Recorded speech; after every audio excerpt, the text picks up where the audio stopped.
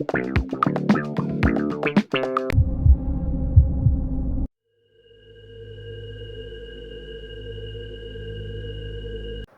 आहे तुमचं माझा यूट्यूब चॅनलमध्ये talk today see you tomorrow. आज हम बात करेंगे मराठीज़ वर्सेस नॉन मराठीज़ के बारे में। आप सोचते हो ये लड़ाई लैंग्वेज की है या अपने कल्चर को बचाने की है या फिर किसी और चीज़ की? ये वीडियो के अंत तक आपको पता ही चल जाएगा। तो आइए शुरू करते हैं आज टॉक टुडे का एपिसोड नंबर 2। महाराष्ट्र श्री छत्रपति शिवाजी महाराज की धरती है और इंडिया का सबसे बड़ा इकोनॉमी वाला स्टेट भी है। लेकिन आज भी हमारे महाराष्ट्र में कई जगहों पे लड़ाई होती है मराठीज़ वर्सेस नॉन मराठीज़ को लेके। कुछ लोग कहते हैं ये अपनी आइडेंटिटी को प्रोटेक्ट करने के बारे में है, कुछ कहते हैं ये सिर्फ पॉलिटिक्स है। लेकिन असली सवाल ये है, जब हम एक दूसरे से लड़ रहे होते हैं तो एक्चुअली फ़ायदा किसको होता है? आज हम एक कंप्लीट हिस्ट्री देखेंगे और श्री राज ठाकरे जी के पॉइंट्स को एनालाइज करेंगे और जानेंगे कि असली सोल्यूशन क्या है। ये सब शुरू कैसे हुआ? चलो चलते हैं 1947 में। इंडिपेंडेंस के बाद लोग नेचुरली वहाँ पे गए जहाँ जॉब्स थी और मुंबई वो जगह थी। टेक्सटाइल मिल्स ऊंचाई छू रही थी, पोर्ट बढ़ रहे थे, जॉब्स की बारिश हो रही थी।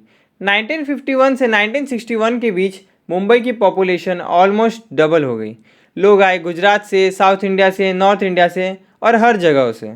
अब यहाँ से प्रॉब्लम शुरू हुई। 1950s में एक बड़ा डिबेट चल रहा था, क्या स्टेट्स लैंग्वेजेस के बेसिस पे बनने चाहिए या ब्रिटिश बाउंड्रीज रखनी चाहिए। मराठियों को लगने लगा कि वो अपने ही सिटीज़ में माइनॉरिटी में बन रहे हैं, जॉब्स, मिल्स में, बिजनेसेस में, ट्रेडिंग में। बहुत कुछ नॉन मराठीज डोमिनेट कर रहे थे। उन्होंने देखा कि साउथ इंडियंस क्लर्क हैं, गुजरातीज और मारवाड़ीज बिजनेसेस में हैं, नॉर्थ इंडियंस हर जगह हैं।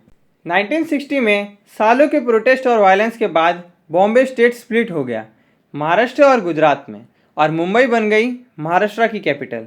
लेकिन टेंशन यहाँ ख़त्म नहीं हुई, सिर्फ फॉर्म चेंज हो गया। इकोनॉमिक रियलिटी ये थी कि educated middle class Marathi youths को जॉब नहीं मिल रही थी और वो आउटसाइडर्स को सक्सीड करता देख रहे थे। कभी मेरिट था, कभी रीजनल नेटवर्क्स अपने लोगों को फेवर करते थे, कभी मराठी यूथ खुद जॉब के लिए प्रिपेयर नहीं थे। लेकिन परसेप्शन रियलिटी बन गया, और वो परसेप्शन था हम अपने ही स्टेट में साइडलाइन हो रहे हैं। 2006 में श्री राज ठाकरे जी ने शिवसेना से बंधन तोड़कर एमएनएस बनाया, महाराष्ट्र नवनिर्माण सेना, और उन्होंने नॉर्थ इंडियंस को टारगेट करना शुरू कर दिया, खास करके यूपी और बिहार के लोगों को।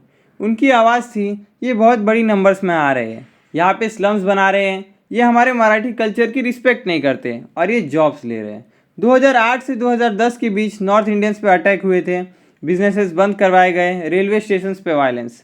लेकिन ये सवाल कोई नहीं पूछता, अचानक 2008 में क्यों, या क्या ऐसा बदला? आइए जानते हैं श्री राज ठाकरे जी के पॉइंट सही है या नहीं।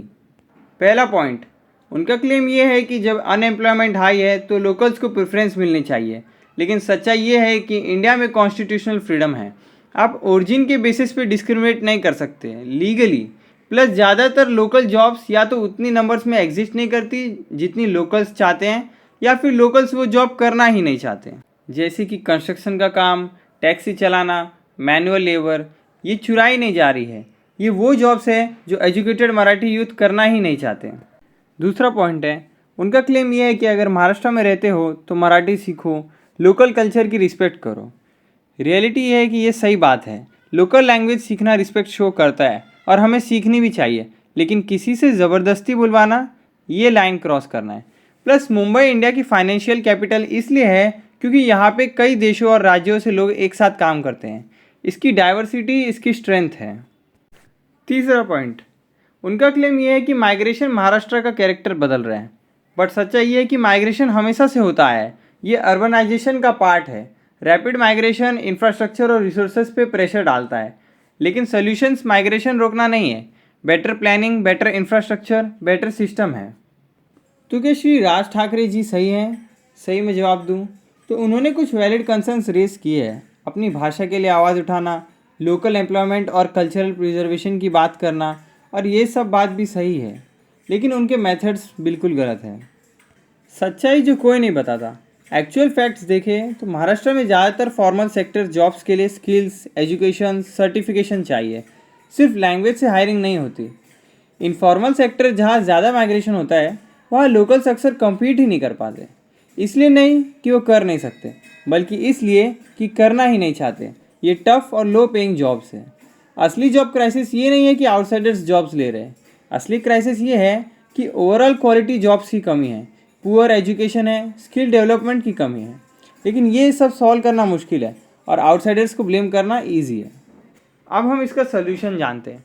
महाराष्ट्र की असली प्रॉब्लम्स हैं एजुकेटेड यूथ में unemployment, poor quality education system, affordable housing की कमी, इंफ्रास्ट्रक्चर जो पॉपुलेशन ग्रोथ हैंडल नहीं कर सकता, गवर्नमेंट जॉब्स और कॉन्ट्रैक्ट्स में करप्शन। ये है एक्चुअल इश्यूज़। लैंग्वेज पॉलिटिक्स सिर्फ एक डिस्ट्रैक्शन है। गवर्नमेंट को क्या करना चाहिए? पहली चीज़, स्किल डेवलपमेंट। ट्रेनिंग प्रोग्राम्स में हेवीली इन्वेस्ट करो जो मार्केट नीड्स मैच करे। सिर्फ ग्रेजुएट्स मत बनाओ, जॉब रेडी प्रोफेशनल्स बनाओ। दूसरी चीज़, transparent hiring. Government job recruitment को कम्प्लीटली ट्रांसपेरेंट और मेरिट बेस्ड बनाओ। ये परसेप्शन ख़त्म करो कि आउटसाइडर्स को अनफेयर एडवांटेजेस मिलते हैं। अगर आप महाराष्ट्र में नॉन मराठी हो तो लैंग्वेज सीखने की कोशिश करो, कल्चर को रिस्पेक्ट दो। अगर आप मराठी हो तो उन्हें वेलकम करो जो अच्छी इंटेंशंस के साथ आते हैं। लोगों को उनके कैरेक्टर से जज करो, ओरिजिन से नहीं।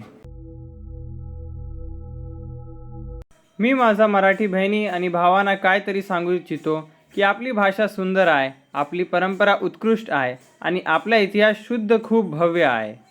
महाराष्ट्राचे अभिमान त्याच्या भाषेत आहे, पण महाराष्ट्राची खरी शक्ती त्याच्या हिंदू एकतामध्ये पण आहे।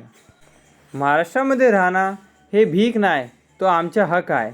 मराठी माणसाचे स्वाभिमान आणि जाग्यांचा अधिकार आहे। तो ये है ट्रूथ मराठीज़ वर्सेस नॉन मराठीज़ इशू का। इसके बारे में सोचो, डिस्कस करो, लेकिन रिस्पेक्टफुली डिस्कस करो। अपने थॉट्स कमेंट्स में लिखो। आज के लिए इतना ही। सी यू टुमारो। जय हिंद, जय महाराष्ट्र।